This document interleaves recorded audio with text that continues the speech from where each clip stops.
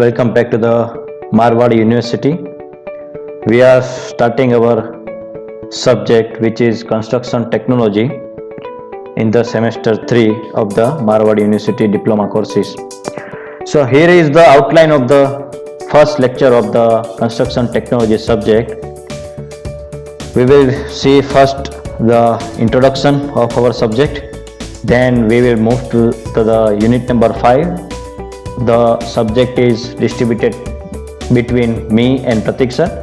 So I will be taking your unit number 5. Now after that we will remember our semester number 1 because we have detached from the civil engineering subject in the semester 2. So we require to find a connection link between the semester 1 and semester 3. So we will remember the semester number 1. Then after that we will recall the difference between the load bearing structure versus frame structure. So that is our outline of the first lecture of the construction technology subject. Now in this semester 3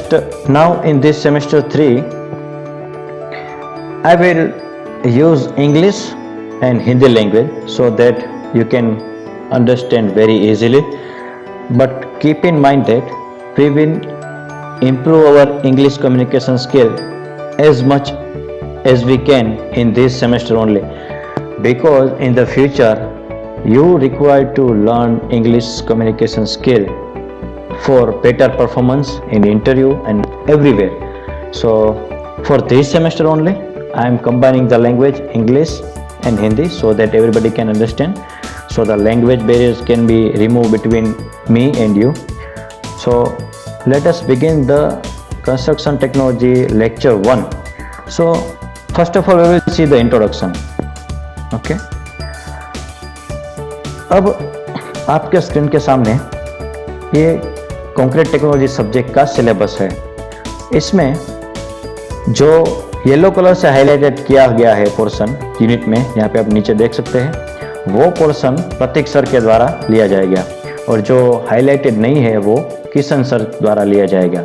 ठीक है, तो आइए अब हम समझ लेते हैं कि कंस्ट्रक्शन टेक्नोलॉजी सब्जेक्ट जो है वो आप सेकंड ईयर में क्यों पढ़ रहे हैं. ठीक है, so to sensitise the student to environmental concern and their impact on the society and business. मतलब आप जो भी कंस्ट्रक्शन कर रहे हो उसका एनवायरमेंट और आपके आजू बाजू जो सोसाइटी है, जो बिजनेस चल रहा है, उस पर क्या इफेक्ट होता है. ठीक है, ये जानने के लिए ये आप सब्जेक्ट पढ़ रहे हो. Second thing, to familiarize the student with the strategies for addressing environmental issues. आप जब भी कोई कंस्ट्रक्शन करते हो तब आपको एनवायरमेंट के बारे में सोचना ही पड़ेगा, क्योंकि ultimately we are harming our environment by doing the construction activities. So we need to take care about our environment also, so in which we are living. So ये आपको समझाने के लिए और आपको फेमिलराइज करने के लिए ये सब्जेक्ट आपको पढ़ा रहे हैं. Third thing, be better prepare to recover from the major natural catastrophe. Yes, we are going for the man made catastrophe. Catastrophe is nothing but घटनाएं, दुर्घटनाएं. ठीक है, तो ये नेचुरल कैटास्ट्रोफी क्या होता है, such as disaster management subject में हमने पढ़ा है. अर्थक्वेक, ठीक है, फ्लड हो गया, साइक्लोन हो गया, ये सब नेचुरल डिजास्टर्स है. सो नेचुरल कैटास्ट्रोफी है. Similarly man made disaster, man made disaster जो है वो हमारा ये अभी चल ही रहा है, corona virus, that is man made disaster. Similarly forest fire, okay, it can be natural और man made. So we will prepare for that catastrophe. Catastrophe is nothing but दुर्घटनाएं. ठीक है, disaster. So this is why you are learning this subject. Now what will you gain after learning this subject? आप इस subject पढ़ने के बाद आप क्या सीख पाएंगे. So first of all, identify the environmental factors and their impact on the society and business. पहले आपको बताया कि एनवायरनमेंट पे क्या असर होता है आपके कंस्ट्रक्शन करने से. ठीक है. Second thing, articulate strategies to deal with environmental issue. आप एनवायरमेंटल प्रॉब्लम के साथ कैसे डील करोगे वो आपको समझाया जाएगा, आपको पता चलेगा. Third thing, develop an ethical orientation to manage the environment. ठीक है, कभी कभार क्या होता है कि जो एनवायरमेंटल कंसल्टिंग जो कंपनीज होती है, इंडस्ट्रीज होती है, उनको पता होता है कि मैं जो ये वेस्ट वाटर जो है वो इस रिवर में डाल रहा हूँ, तो हमारे आसपास जो रहते हैं लोग, जो सोसाइटी है, उनको नुकसान होता है, ठीक है, फिर भी वो डालते हैं, तो वो क्या हुआ, वो अनइथिकल ओरिएंटेशन होगा, ठीक है। लेकिन यहाँ पे क्या लिखा है, इथिकल ओरिएंटेशन। दैट मीन्स अगर आपको पता है कि ये जो वेस्ट वाटर है वो रिवर में जाएगा, तो यहाँ के आसपास के लोग अफेक्टेड होंगे, फिर भी आप डाल रहे हो, तो वो अनइथिकल हो गया। अगर आपको पता है और नहीं डाल रहे हो वेस्ट वाटर रिवर में, तो जो है वो इथिकल ओरिएंटेशन होगा। मतलब कि जो है आपको पता है इससे नुकसान होगा, तो आपको अपनी गुडविल दिखानी है वहाँ पे, ठीक है। Then to gain the knowledge about disaster and understanding engineering challenges for the hazardous management. Yes, we have already learned in the first semester disaster management subject. ये आपको और डिटेल में ले जाएंगे. Then applying tools and techniques for the disaster risk assessment of the infrastructure और disaster management plan and disaster assessment. मतलब आपको disaster के बारे में टूल्स और टेक्निक के बारे में सिखाया जाएगा और वो स्किल्स आपकी एनहांस होगी डिटेल में, ठीक है, as compare to the first semester. Now what is your role as a civil engineer in the climate change, ये आपको पता चलेगा। और of course which is one of the humanity's biggest challenge of the 21st century. Okay, right now we are facing the climate change problem in the 21st century, so we need to solve that problem very effectively. Okay, अब हमने आपको orientation programme में teaching scheme के बारे में बताया था, ठीक है। इस सब्जेक्ट में आपका एंड सेमेस्टर एग्जामिनेशन होगा 100 मार्क्स का, ठीक है। जो 100 मार्क्स जो है वो 50 मार्क्स में कन्वर्ट होंगे। आपका मिड सेमेस्टर एग्जाम होगा 30 मार्क्स का, ठीक है, मिड 1 मिड 2 का, continuous semester evaluation CSE 20 marks का, और at last viva and term work for 25 marks. ये हमने पहले से डिस्कस किया हुआ है CSE कंपोनेंट, ओके, कि इस कंस्ट्रक्शन टेक्नोलॉजी सब्जेक्ट में आपकी 2 क्विजेज होंगे 10-10 मार्क्स के, एक मिड सेम 1 से पहले और दूसरी मिड सेम 2 के पहले, ठीक है। अब कंटेंट की तरफ आगे बढ़ते हैं। हमारे पास टोटल 7 यूनिट है, ठीक है, 7 यूनिट है। उसमें से 1, 2, 3, 4 will be taken by Prateek sir. तो प्रतीक सर क्या आपको सिखाएंगे, introduction of this subject, foundation, different types of the foundation, okay, and safety and stability of the various foundation of a given structure that you can learn from that lecture. Masonry works, types of bricks, stone masonry, okay, form work और different types of the form work and purposes of the scaffolding and centering, so that you can learn from the Pratik sir's lecture. Now I will be taking your unit number 5. I'm taking your unit number 5.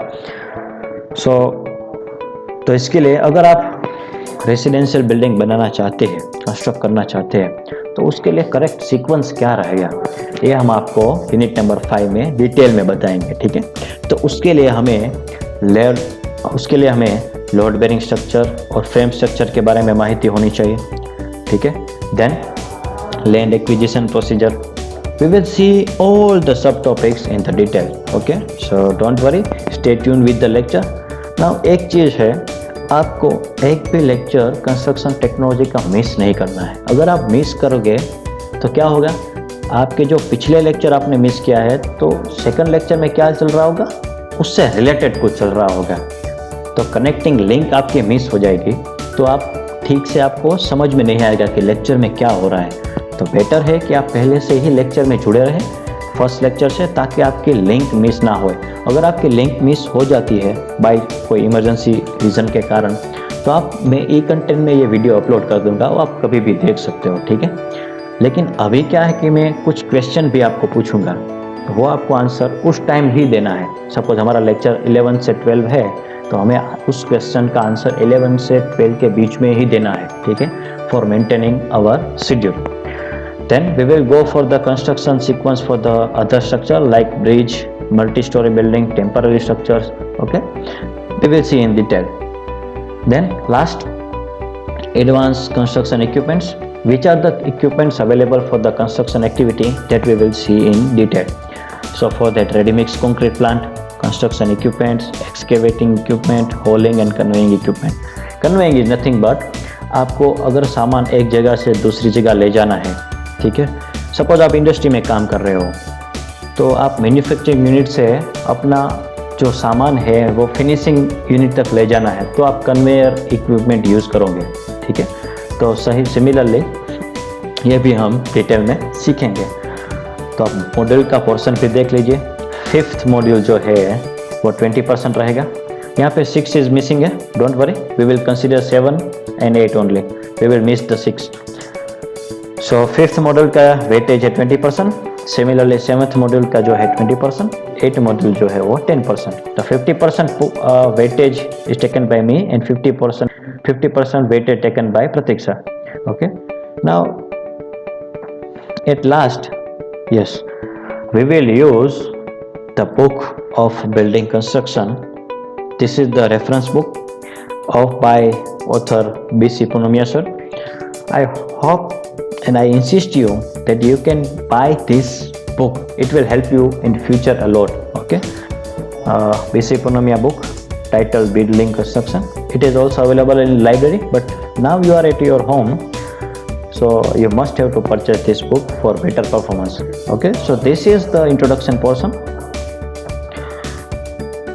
Now secondly, we will go back to our second bubble, that is unit number 5. What is the name of the unit? Construction sequence for residential building. अगर आप एक residential building बना रहे हैं तो आपका construction sequence क्या रहेगा, ठीक है। सिमिलरली जैसे हम यहाँ पे सेमेस्टर में सीक्वेंस मेंटेन करते हैं, वैसे ही जैसे मान लीजिए सीक्वेंस क्या है आपके सेमेस्टर में, सबसे पहले आपका ओरिएंटेशन प्रोग्राम होता है, ठीक है। उसके बाद आपका रजिस्ट्रेशन फॉर्म होता है, उसके बाद आपका ऑनलाइन लेक्चर स्टार्ट होते हैं। नंबर 4, ऑनलाइन लेक्चर स्टार्ट होने के बाद हर एक सब्जेक्ट की आपकी मिड सेमेस्टर 1 एग्ज़ाम होती है, उसके बाद आपकी मिड सेमेस्टर 2 एग्ज़ाम होती है, और लास्ट में आपका टर्म वर्क, वाइवा और फाइनल एग्ज़ाम होती है। सेमेस्टर सिस्टम का सीक्वेंस। सो सिमिलरली अगर आप रेसिडेंशियल बिल्डिंग बना रहे हैं तो आपको एक सीक्वेंस मेंटेन करना होगा। अगर सीक्वेंस आपका नहीं ठीक से जा रहा है तो आपको बहुत सारी प्रॉब्लम्स हो सकती है, ठीक है। सो अब हम सेमेस्टर 1 रिकॉल कर लेते हैं। So this is the load bearing wall structure. हमने ये सीखा हुआ है फर्स्ट सेमेस्टर में, जस्ट रिकॉल करने के लिए मैं आपको ये वापस से आपको बता रहा हूँ। तो सबसे पहले होता है फाउंडेशन, ठीक है। तो यहाँ पे फाउंडेशन ब्लॉक है, उसके ऊपर आपका सीमेंट कंक्रीट ब्लॉक आ जाएगा, दैट उसको हम बेस फुटिंग बोलते हैं। उसके ऊपर हम स्टेप फुटिंग कंस्ट्रक्ट करेंगे, ठीक है, और ग्राउंड लेवल तक आ जाएंगे। This is our ground level. Ground level के बाद हम ग्राउंड फ्लोर फिनिश फ्लोर तक पहुंचेंगे, ठीक है, सीढ़ियों से। तो ground floor, first floor and roof. तो ये जो है लोड बेरिंग वॉल है, क्योंकि सारा लोड जो है वो इस वॉल पे आएगा, क्योंकि ये सारा जो लोड है वो इस वॉल पे आएगा, तो इसको हम लोड बेरिंग वॉल स्ट्रक्चर कहेंगे। Similarly exterior wall thickness increase from top to the ground, आप देख सकते हैं, ठीक है।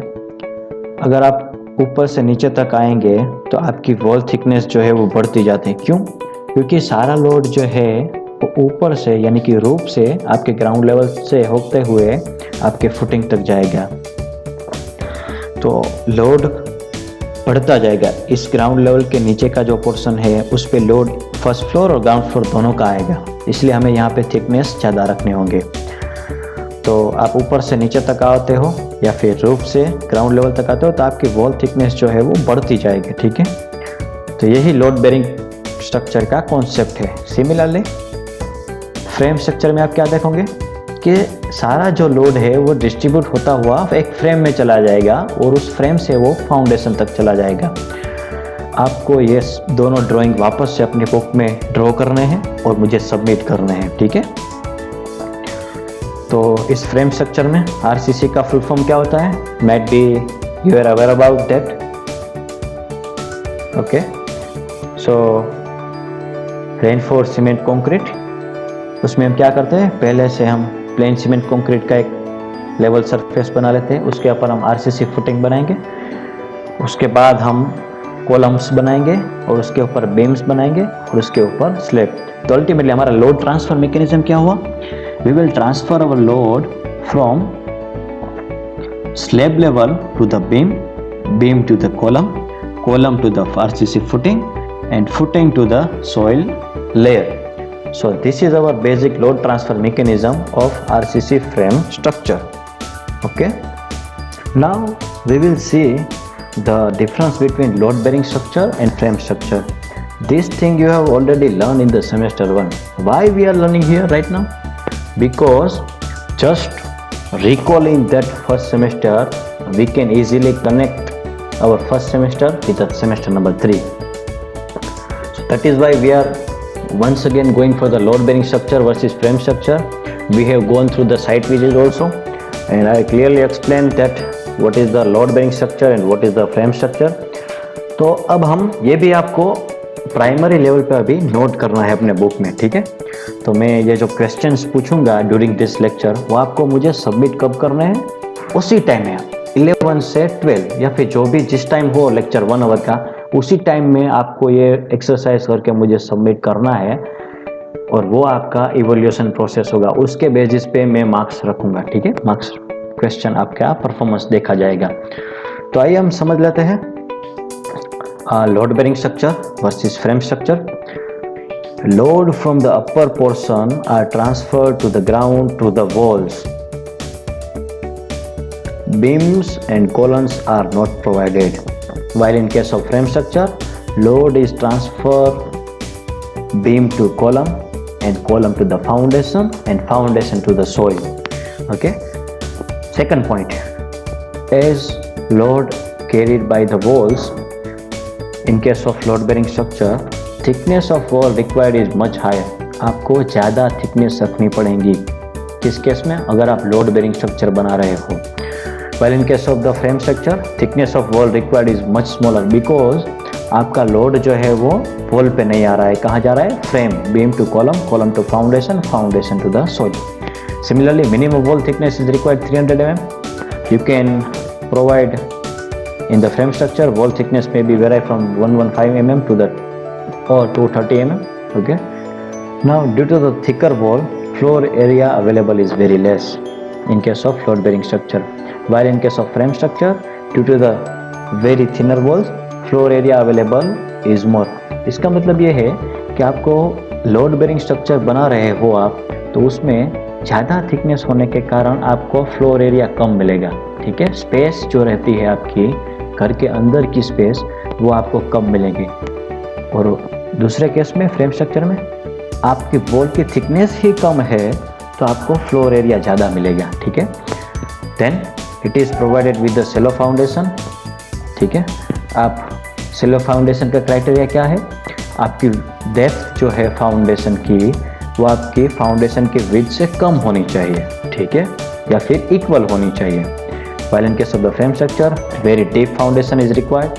That we will draw the sketches in our laboratory session, and I will give you the sketchbook.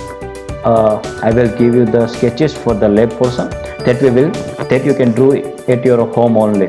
Okay. So we are conducting the lab sessions also at your home. So don't worry. We have all kind of arrangement. Now, next, another points are there. You need to remember only 5 to 7 points from this load bearing versus frame structure difference. Now moving on, it is difficult to construct a load bearing structure more than 4 stories. आपको ground plus 3 यानी कि ground floor, first floor, second floor और third floor तक का ही building आप load bearing structure में बना सकते हो। क्यों? क्योंकि लोड जो है वो वॉल पे आ रहा है, ठीक है? तो इट इज़ वेरी डिफिकल्ट, आप बना नहीं सकते। लेकिन आप मल्टी स्टोरी बिल्डिंग में जाना चाहते हो तो आपको फ्रेम स्ट्रक्चर बनाना होगा। अगर आप राजकोट पे मूव करते हो 150 फीट रिंग रोड पे, तो आपको सभी बिल्डिंग जो है वो फ्रेम स्ट्रक्चर मिलेंगे जो मल्टी स्टोरी बिल्डिंग बन रहे हैं, ठीक है? Now in case of load bearing structure, load bearing structures are constructed of material like brick, stone and timber, क्योंकि फ्लोर कम है, ठीक है? 4 स्टोरी, स्टोरेज इज आपका फ्लोर हो गया, first floor, second floor, third floor, likewise. While in case of the frame structure, frame structures are constructed for the material like mild steel, RCC यानी कि reinforced cement, concrete और would. Timber both में common है, ठीक है, आप उसमें भी यूज़ कर सकते हो, ठीक है। प्लाईवुड यूज़ कर सकते हो फ्रेम स्ट्रक्चर में। हमारे फैकल्टी केबिन्स है जो सेपरेट करने के लिए हम वुड का भी इस्तेमाल करते हैं और ग्लास का भी इस्तेमाल करते हैं, ठीक है। Speed of the construction is slow as compare to the frame structure, क्योंकि आपको हर एक चीज़ का सीक्वेंस मेंटेन करना पड़ता है लोड बेयरिंग स्ट्रक्चर में, ठीक है। क्या और फ्रेम स्ट्रक्चर में क्या है, आपने एक फ्रेम बना लिया तो आप नीचे के बिल्डिंग में आपको प्लास्टरिंग वर्क वगैरह या फिनिशिंग वर्क स्टार्ट कर सकते हो। Another difference is load bearing structures are not suitable for the loose soil और recently fill up ground. Loose soil में आपको लोड बेयरिंग स्ट्रक्चर नहीं बनाना है क्योंकि फाउंडेशन का इश्यू होगा।